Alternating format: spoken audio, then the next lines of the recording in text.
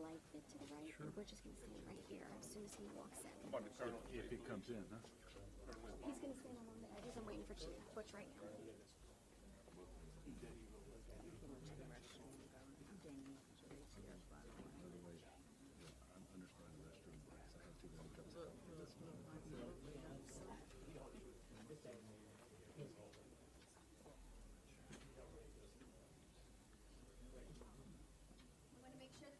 Clear as of course through the fire marshal's office.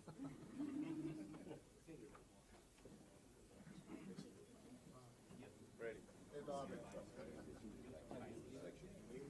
up, Governor? Good. How are you? You good? We didn't do it. Can you see that? Let him block that fan. I'm like a preacher up here. Amen. You need that fan? Show up.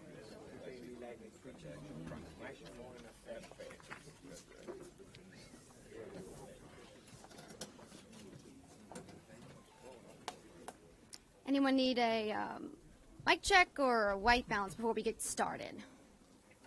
Good? Okay.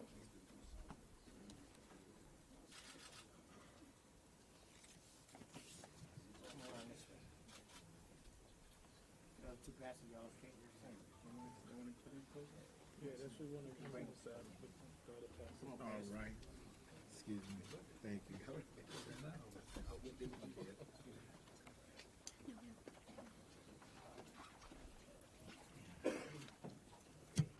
Alrighty, good morning. My name is Ashley Rodrigue. I am the Public Affairs Director for the Louisiana State Fire Marshal's Office.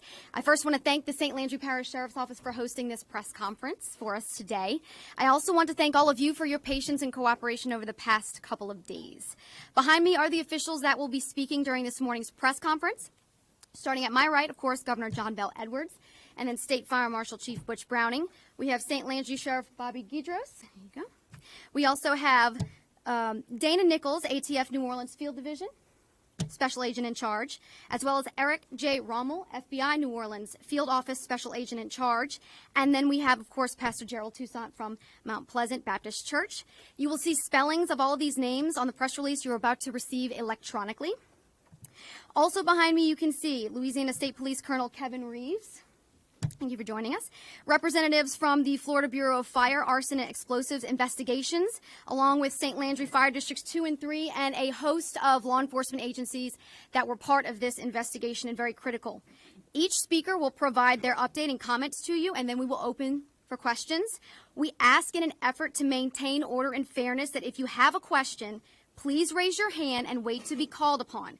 We'd like to answer all of your questions, and we want to ensure that those questions are heard fully and accurately so the right person can answer it for you. Thank you, and we will start with the governor. Thank you, Ashley. I want to thank everybody for being here today, and as you can see from the folks in this room, this has been a team effort and a lot of great teamwork and a lot of hard work from a lot of folks. As you all know, over the past couple of weeks, I and the people across the state of Louisiana, in fact, people across the country, have been deeply troubled by the disturbing string of church fires here in St. Landry Parish and also one in Caddo Parish. And it has been especially painful because it reminds us of a very dark past of intimidation and fear.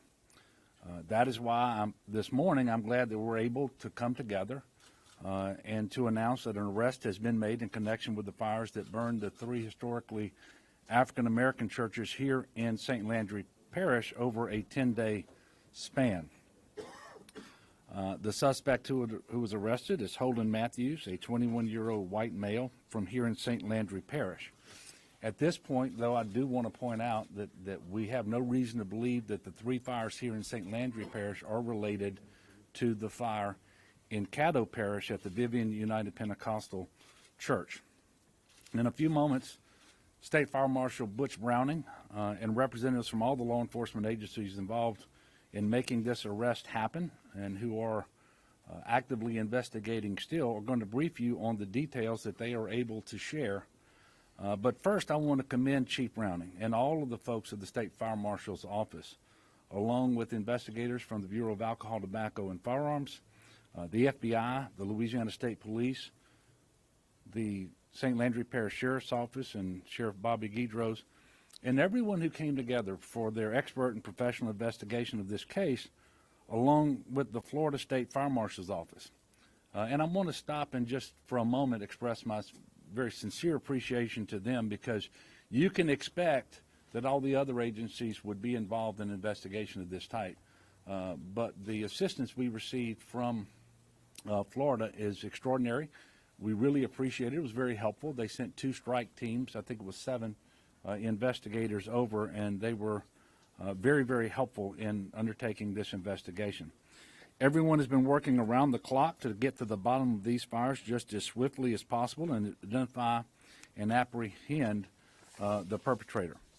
I also want to acknowledge the pastors and parishioners of St. Mary, led by the Reverend Kyle Sylvester, of Greater Union, led by Reverend Harry Richard, and of Mount Pleasant Baptist Church, led by Reverend Gerald Toussaint. And all of you and your members have shown incredible grace and faith in the midst of this painful and tragic loss that they've each suffered. I said it Monday in the State of the State address at the legislature. Nobody should ever fear for safety in their house of worship or fear that their church will be destroyed. I don't know what this young man's motive was. I don't know what was in his heart, but I can say it cannot be justified or rationalized. These were evil acts. But let me be clear about this. Hate is not a Louisiana value, and violence has no place in our communities. We are better than this, and this is a reflection of one depraved individual. It is not a reflection on the state of Louisiana, and I am extremely confident that I am 100% correct when I say that. And while I hope that justice will restore some peace of mind to the members of this community, I also realize that it's going to take time to recover, both physically and emotionally, from the damage that has been done. But in the words of Psalm 62, God is our fortress, and we will never be shaken. So I would ask that everyone listening to this press conference join me in praying for healing and restoration. Let's pray for the congregations in this Lenten season. Let's make sure that they all have a place to worship on Palm Sunday and then Easter Sunday. And by the way, let's pray for Mr. Matthews and his family, that God will create in him, in all of us, but in him at this time, a clean heart, invoking Psalm 51. So at this point, I'm going to be followed by the Louisiana Fire Marshal, Butch Browning, and then the run of show will run as Ashley indicated previously. Thank you.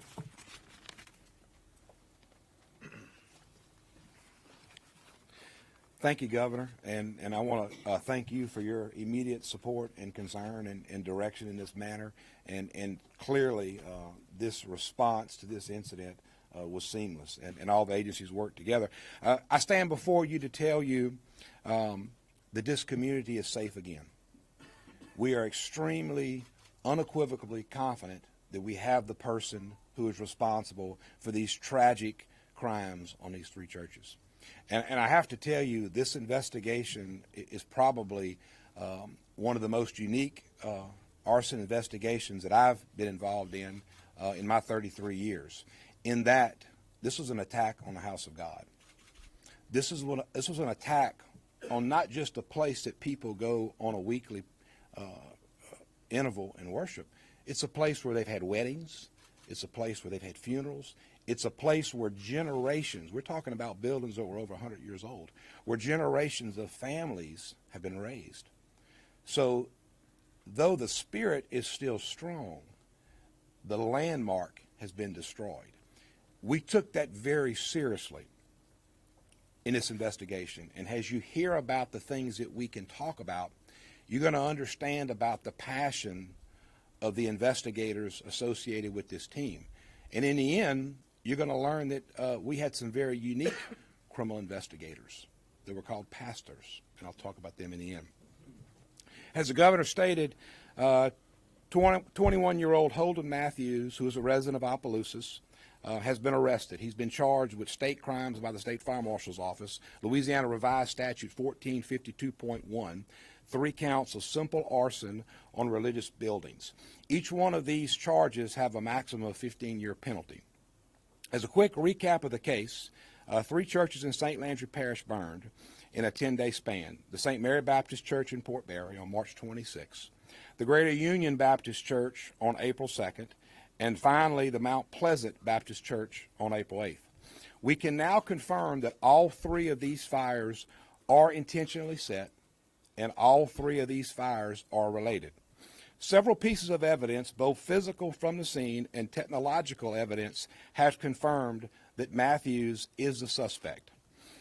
At this time, the investigation is extremely active, and again, as we go through the statements made and questions that we answer, we are very restricted on what we can say, and you're going to understand why.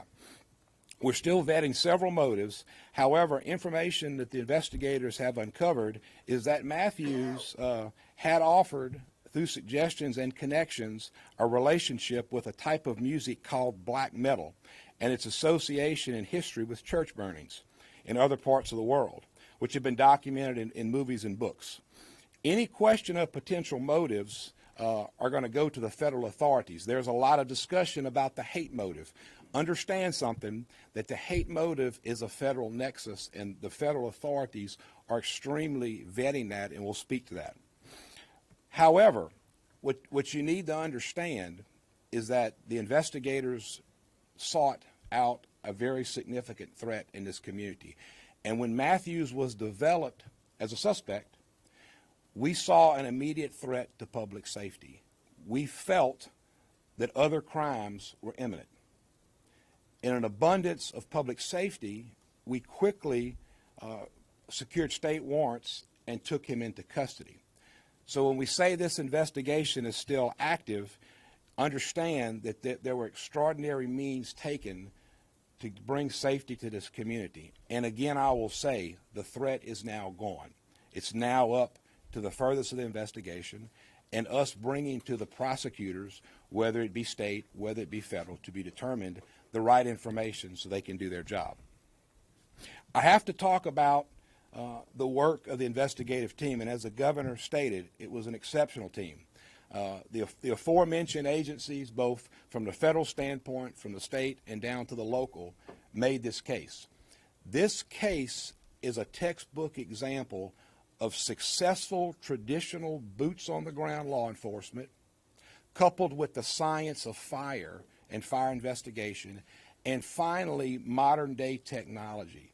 That's how this case was solved. It's a very labor-intensive job, but it was expertly executed by many people who knew each other from previous investigations, but also outside investigative agencies who came to the table under the understanding that not only did we have a serious public safety threat, but we had an attack on our God and our religion. Finally, I want to speak to that. Immediately when this investigation ensued, we knew that our pastors were important to us. Immediately after these fires, the pastors were brought in, and they were part of our investigative team. The first thing they did was pray for us, and that's what set us on the right track. The second thing they did was they became the agents of information. They were a calming voice in the community. And finally, they were reasons why we were able to cultivate the scientific leads that we did. So as we met this morning to brief the pastors on the success of the investigation, we are now moving forward. We're going to continue this investigation. We're now working with these pastors from a building code standards situation to help them design their next building and get through the permitting process to quickly get these churches back into the great work that they do. But I have to tell you, in my career, I have never seen such a spiritual mission that's come home so quickly. And I appreciate you for that. I'd like to next introduce my friend, Sheriff Bobby Guitros, who, without his support, without his boots on the ground, without his connections in this community, and without his knowledge of how state and federal organizations work, we would have never started off on the right foot that we did. So, Sheriff, I want to give you all the credit for how this investigation began. Oh, man. You know, it's pretty bad when the press overrides you like that, huh? Well, but I'm going to make up a new introduction for you, Sheriff, because I really, I mean, you have done a great job, and I want to commend you and your deputies for what you've done. So in spite of protocol that I just averted, I want to invite up our next partner, who, by the way, ATF was on the ground with us on the first fire. As many of you know, I was involved in a significant church fire investigation in 1994, and many of the lessons we learned there we've employed across the country, and ATF is a very vital piece of that. So I'd like to invite Ms. Dana Nichols, who is the New Orleans Special Field Agent in charge of the ATF.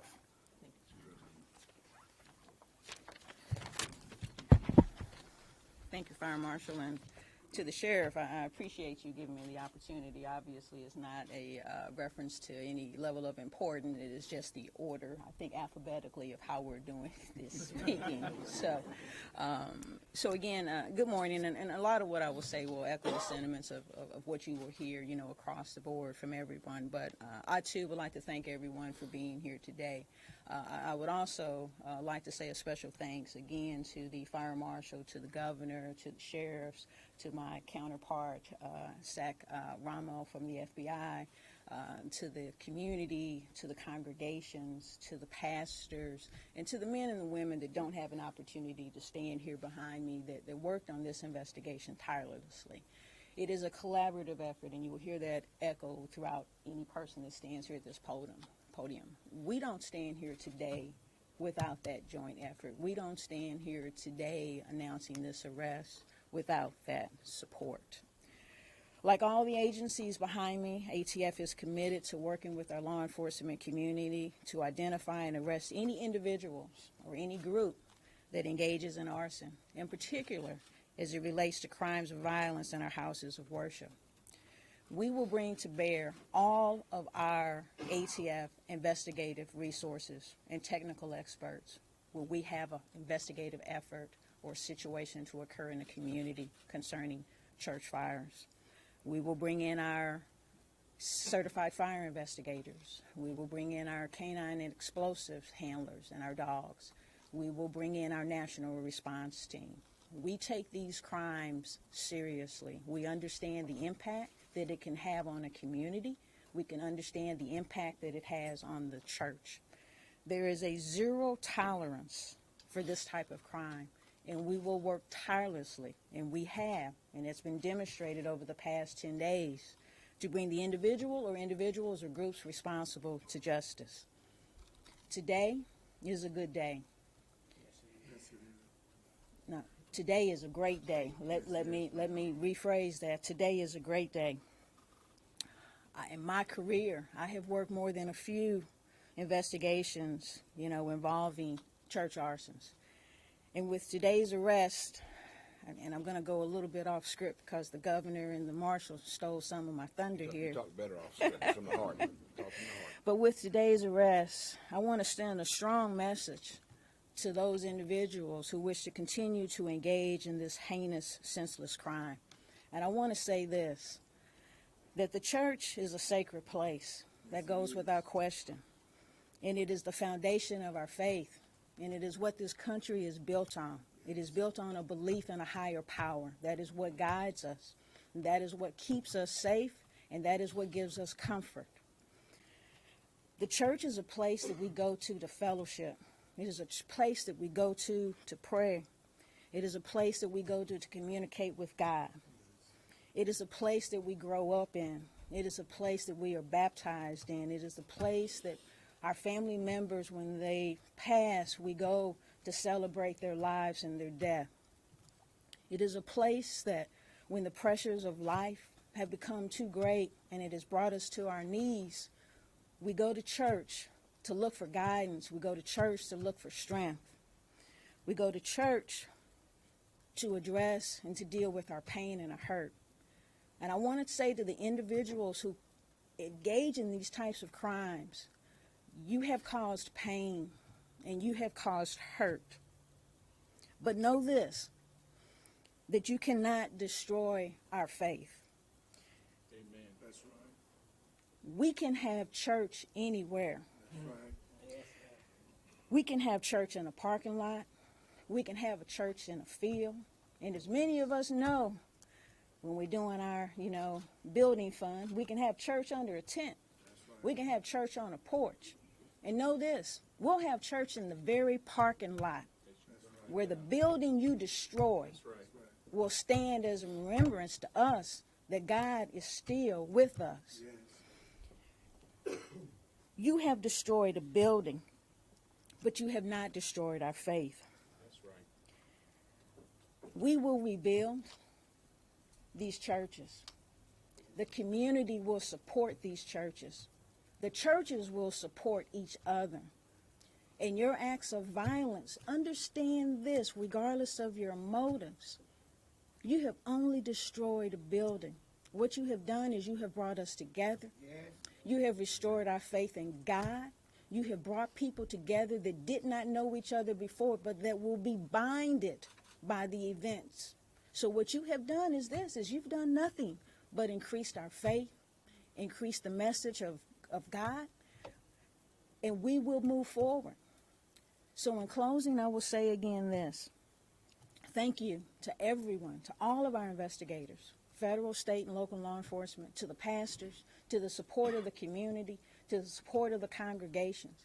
And hopefully today's arrest will bring some sense of peace and understanding that hopefully we have put an end to this violent activity.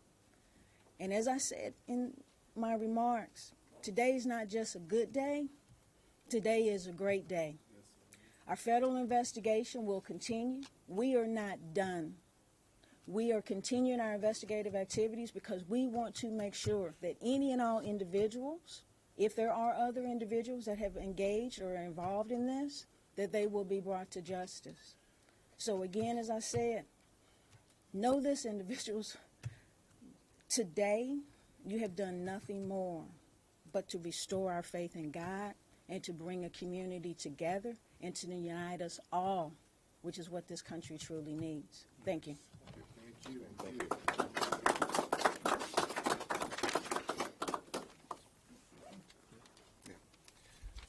So I'd now like to bring up the FBI to make comments. Good morning. First and foremost, our thoughts and prayers are with the congregations of St. Mary Baptist Church, Greater Union Baptist Church, Mount Pleasant Baptist Church, and the community as a whole.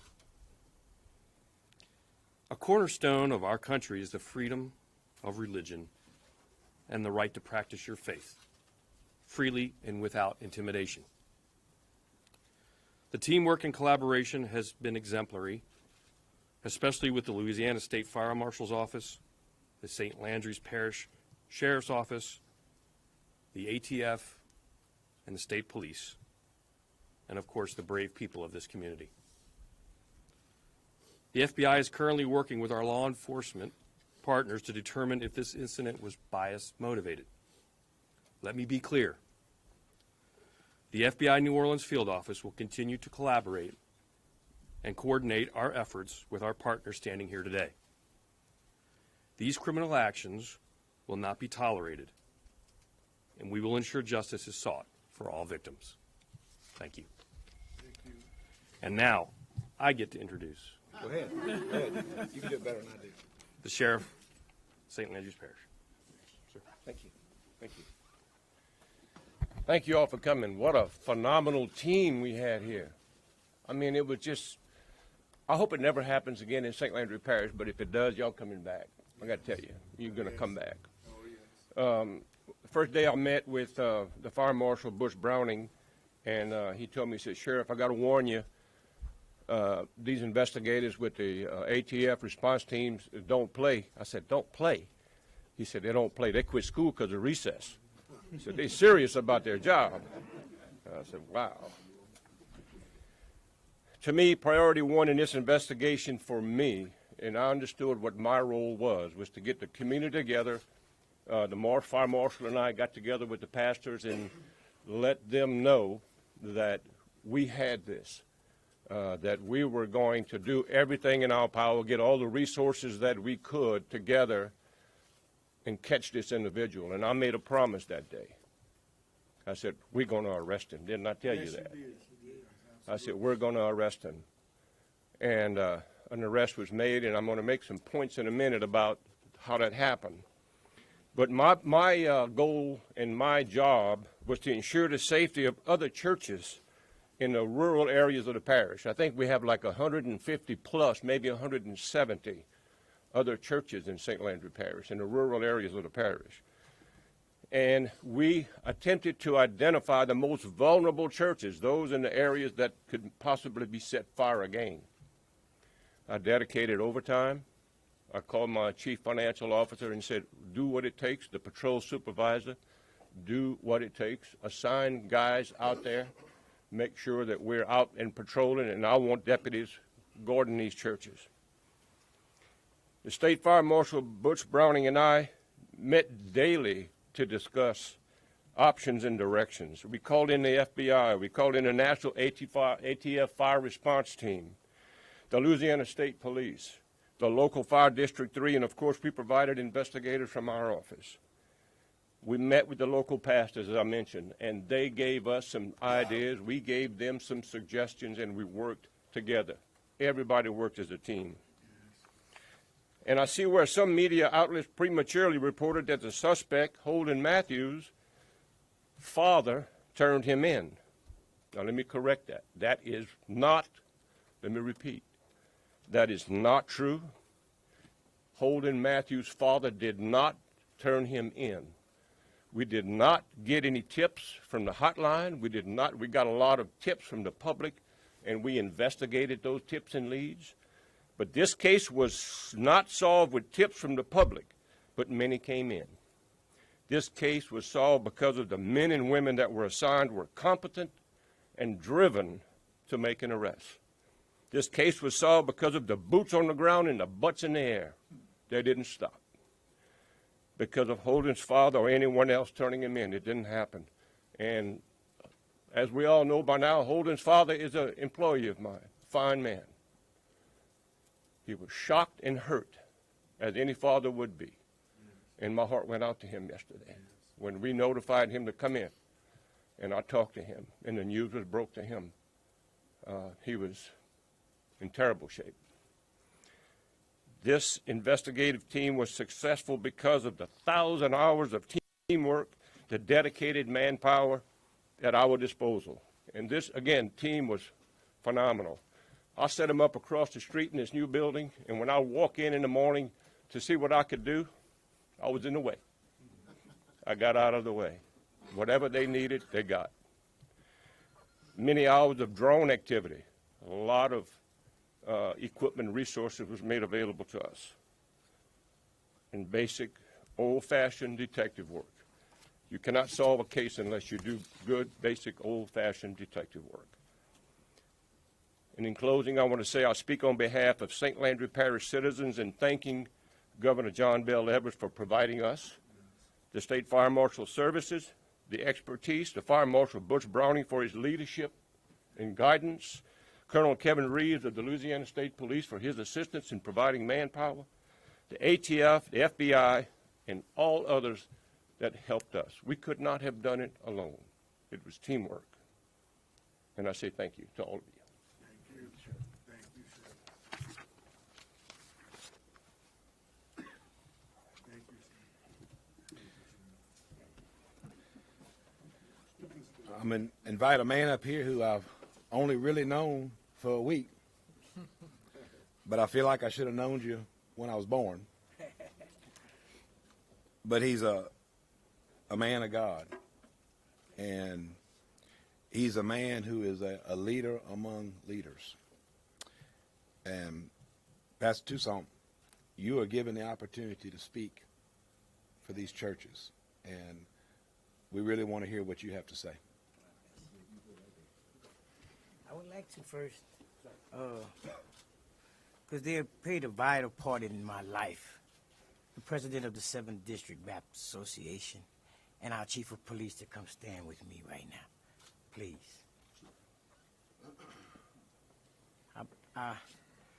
The 7th District Baptist Association pretty much raised me from a baby, because we had something called a Sunshine Band when I grew up.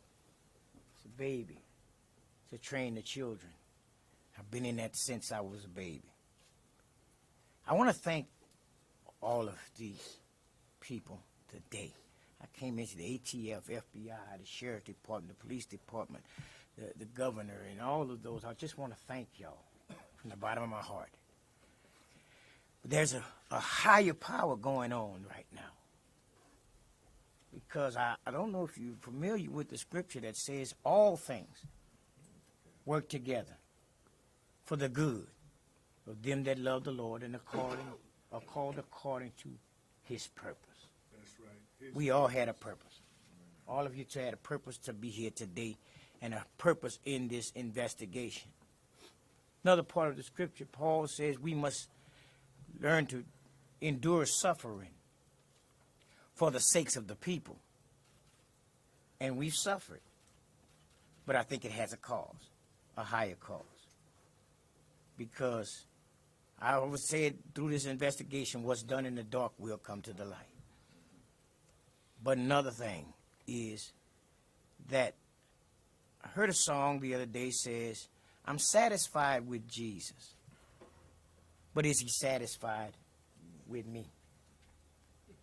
So it has been a revelation in my life that the Lord is pleased with what I'm doing. Even though we've lost our church, our building, look who he's brought together. A host of people and to come together. And I told him earlier that I found out that there was something else behind that badge than just a man, the inner man. Because our country has to find out that the God we serve does not look on the outside. He searches the heart. And I believe the heart of these people is why we're standing here today. Amen. Why we're here. That I can continue my ministry. Ministers, churches continue their ministry. And I believe their sermon's going to be stronger. Because a lot of people want to make it a hate thing. Well, we don't represent hate. No. We represent love. No. Right. Togetherness, peace, long-suffering, hope. And that's what we're here today to say to, not just to our community, but to our country. Be strong. Love one another. That's right. Be patient with one another. Help one another. Guide one another. Train up your children in the way they should go. And I thank God for all of you here today. But I thank God for this opportunity to talk to this nation that I love. Spent 7 years of the military for them. And I just want to thank you, Pastor, for the 7th District, being part of my life to teach me the things of God. Thank you for your support this week. Thank all of you for helping us out. Thank you, Governor. Thank everyone. Now I can go to sleep. Because I'd rather eat, even though I pastor 2 churches, I have a full-time job driving an 18-wheeler. Okay, all right? So it's been strenuous. Now I can sleep.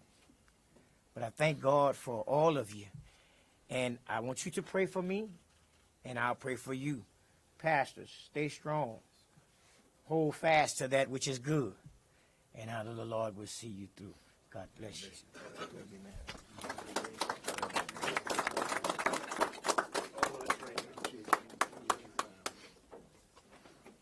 Okay, we'll take any questions.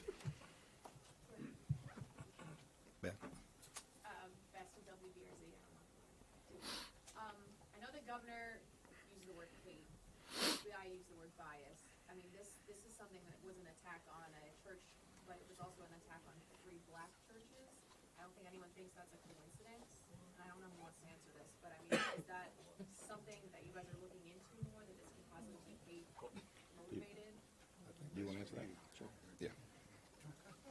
I think, obviously, we need to continue to investigate this case and continue to go where the leads bring us, where the evidence takes us. Right now, we are just making sure we gather all the facts before any declarations are made or any proclamations are made about whether or not it's a bias-related event. There's work to be done yet, so we will continue to follow those leads. Blue shirt. Yes. Janet Shamlin from CBS News. Could you talk a little bit about how this has been on your department just in the past 12 to 18 hours, knowing that it's sort of, one of your own, with a family of one of your own, and the emotions that are running in the department? Well, in the beginning, what concerned me the most was the pastors and their thoughts and their congregations. And I knew we had to tell them that they're safe. We're going to provide safety. We're going to be there for them. And after I saw the relief on them, and they relayed to us that they were comfortable and they knew that we were going to do the best that we could, my only stress was making sure I had enough money in my budget to provide the overtime, and I did, and the extra security for the churches, and it was not that big of a deal. It's the son of one of your own people. Yes, that's tough. But that tells you, and it should tell the country, that no matter who you are, there are consequences to the things that you do. I love Roy Matthews. Roy Matthews was one of my best friends, a great deputy. He knew nothing. He knew nothing about his son's activity. And when I had to call him in, and we sat him down and told him what we wanted him here for, he broke down. It was tough. It was hard. It's not easy. Yes. Sure. Can you talk about some of the law enforcement work, whenever you arrested the subject? Did he confess? Did he cooperate? Well, we're not gonna go into that, but I'll let somebody else answer that. I'll just say that it's an ongoing investigation, and I'll tell you from a probable cause standpoint, we have our man in our view, and we really can't go into the details of that. Over here. Yeah, Chris Welty with KATC. We're hearing that cyber technology played a big role in this arrest. Can you talk on that? Well, we did use technology. Again, we're not going to disclose all the things that we use. I think it's pretty obvious. We use video surveillance. That was very helpful in some of the things that we did. But this case is still active, so we're not going to disclose the extraordinary technological means that we used. Right here. Marshal, you mentioned that you thought other attacks were imminent. Can you elaborate on that at all? Were they other fires, other forms of attacks? No, we can't at this point. Those are still being vetted, but we believe the extraordinary work that we did to take this person into custody averted what could have possibly been other crimes. Yeah, fine. Chief Browning, Alfred Jones with KLFY. There was some talk about a gas can being suspicious, laden gas to Matthews.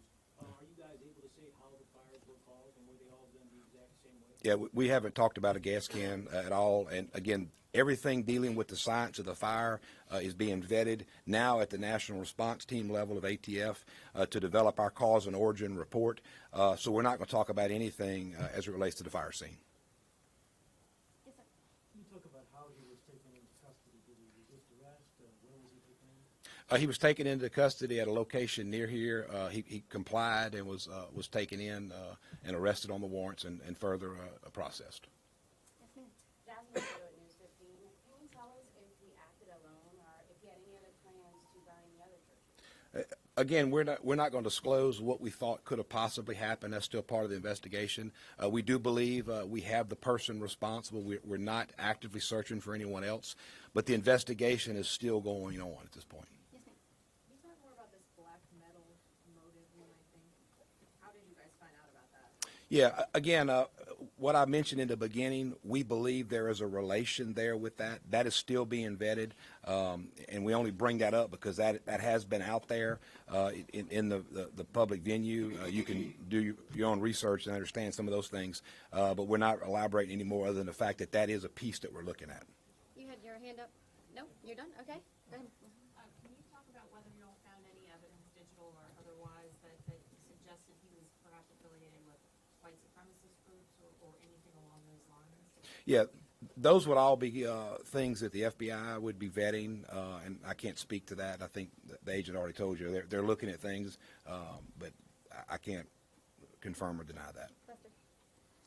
Sheriff Deders, after you said that you talked to the sheriff's deputy about his son, did he have any role in helping his son surrender to you guys, authorities? Talk about the timeline with that.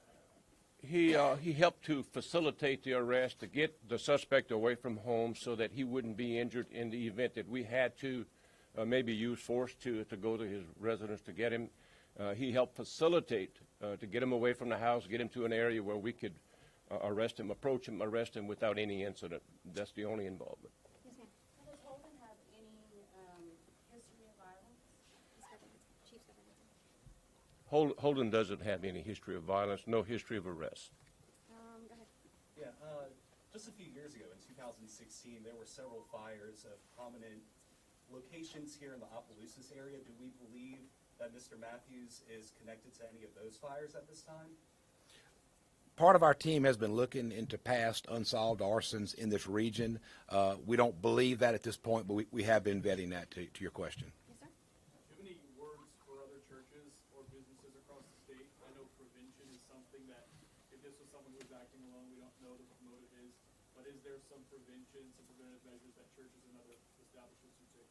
Sure, absolutely. You know, first off, the being victimized by a crime should be anyone's concern in whatever arena or facility you're in. We specifically have guidance of protecting religious institutions that we have on our website. That's also provided on the ATF's website. We've shared a lot of that information locally, and you'll see more of that, and we'll provide those links to you. Yes, Lester. Fire Marshal Browning, were there any cameras inside the churches, and were they set inside the church first or outside the church? Yeah, I appreciate that. Again, we can't discuss any specifics of the fire investigation. Yes, ma'am. You talked about extraordinary means that were used. Can you give us some examples of what you're talking about in terms of what constitutes extraordinary? I really can't right now because our reports are being wrote and our warrants are being vetted, so I really can't expound upon that. I will confirm we do have video surveillance that was used in different arenas. Yes, sir. Are you digging into now his social media, or you're searching, are you seeking additional warrants to really get a full picture of him? Again, the investigation is still very active, so many things like that are being looked at. Do they include warrants to get legal process? The processes would be followed if other information is needed. Yes, sir. Can you talk to one of the pastors? I just want to know, is there a rebuilding process going on? Yes, What's the looking forward plan? Yeah, we're looking forward to as soon as all y'all get out of our life. Wait a minute now. Not all of y'all. God bless you. Yes, we're going to the remaining rubble and all of those things. We're going to move it out and begin the rebuilding process. In fact, most of that has done, and I want to thank those that made contributions to us that to help us in rebuilding. And those that we've had connections from far all over the country to help us rebuild and within our cities. And that's why I say things are bright, because I've heard from pastors and ministers in the area that I've never talked to in my life. So I've heard from them, and we're going to start a network within the community from pastors, preachers, and churches to come together. These things turned out to be a wonderful thing. It started off a dark moment in our lives. But I think with the rebuilding process, you're going to see some things within the future that's going to be very bright for our churches. How early in this investigation did y'all believe Matthews was your guy? Again, I think as we've said, he was developed real quickly as a suspect, and in a matter of about 12 hours of him being developed, we had him in custody. So it was In a matter of 12 hours of the first fire? no, in a matter of 12 hours of him being developed as a suspect, we had him charged with arson crimes. When did he actually become a suspect? Well, we took him into custody late yesterday, so it was at some point early yesterday morning that we knew we had our man. Yes, sir.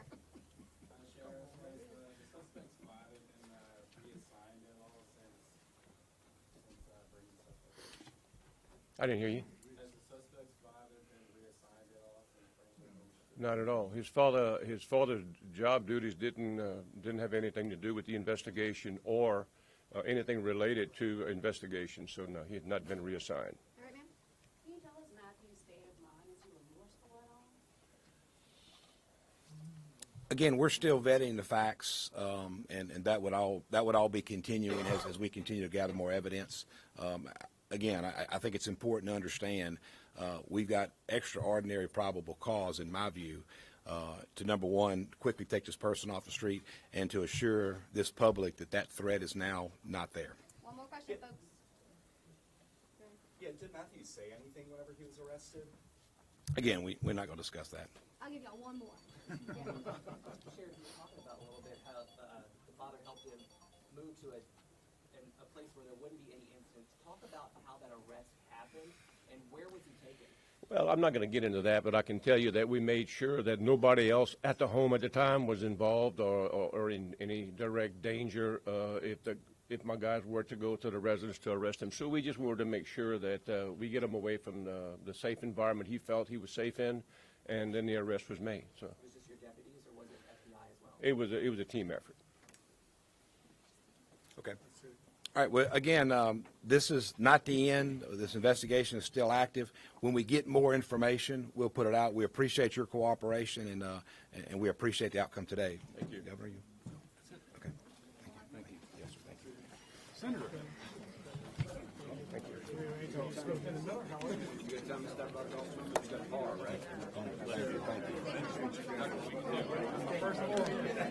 Senator Gerald,